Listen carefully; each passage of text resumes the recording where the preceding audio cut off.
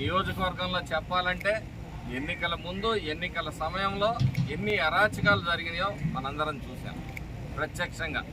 ఈరోజు ఎన్నికల తర్వాత ఈ ప్రాంతంలో ప్రశాంతంగా ఉంది.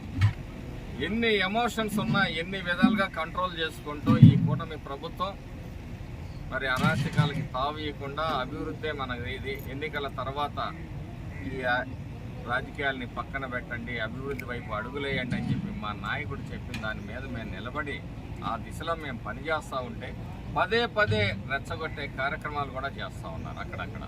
ఇవన్నిటినీ కూడా మేము గమనిస్తూనే ఉన్నాం.